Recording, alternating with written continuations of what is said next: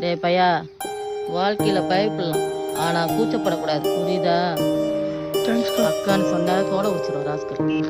ஏன் இந்தியன் என்று பெருமை கொள்ளணும், தமிழ்னு சொன்னா தலை நிமிர்ந்து நிற்கணும். ஆனா ஜாதின்னு சொன்னா மட்டும் தப்பு.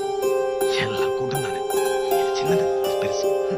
தேசத்துக்கு பக்தி, மொழிக்கு பற்று. ஆனா ஜாதினா மட்டும் வெறி, செம்ம போங்கு. இந்த ஜாதிங்கிற பேர்ல மத்த ஜாதிக்காரங்கிட்ட இருந்து நம்ம பிரிக்கிறோம். நாடுங்கிற பேர்ல மத்த நாட்டுக்காரங்கிட்ட இருந்து நம்ம பிரிக்கிறோம். நான் இதை சரின்னு சொல்லல, இது தப்புன்னா அதுவும் தப்பு. சொன்னா பொறுப்பா யோசிக்க மாட்டேன். ஏடிஎம்ல காசு இல்ல, அதான். 250 ரூபா கொடுத்தாங்களா? புரியல.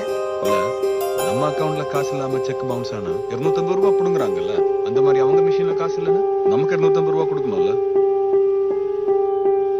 சிஸ்டம் இப்படிதான். சிக்னல் நிக்கலன்னா நமக்கிட்ட 200 ரூபா புடுங்கிடுவாங்க. அதே சிக்னல் வேலை செய்யலன்னா நமக்கு 100 ரூபா கொடுக்கணும்ல, கொடுக்க மாட்டாங்க. கம்நாட்டி பசங்க. அம்மாவே உன் புள்ளதானாமா? ஆமாயா. இப்படிதானோ எத்தனை பேர்கிட்ட சண்டை போட்டுக்கினே இருப்ப. அந்த மாதிரி வளர்ந்த அந்த புள்ள வாழ்க்கை நல்லா இருக்குமா? அப்படின்னா பண்ணிட்டேன். நகை வெட்டிக்கிறது இல்லையா, முடி வெட்டிக்கிறது இல்லையா, அப்படி எனக்கு பிடிச்ச மாதிரி என் உடம்பு மாத்திக்கிட்டேன். இதுல என்ன தப்பு இருக்கு? நீ சொல்றதெல்லாம் நியாயம்தான்.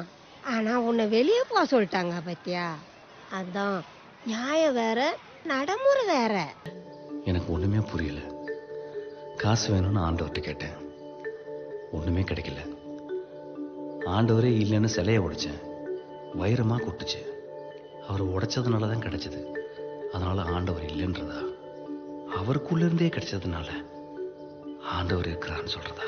தனசேகரா, சுனாமியில ஜீசஸ் சிலையை பிடிச்ச கிறிஸ்டியனா மாறிட்டேன்.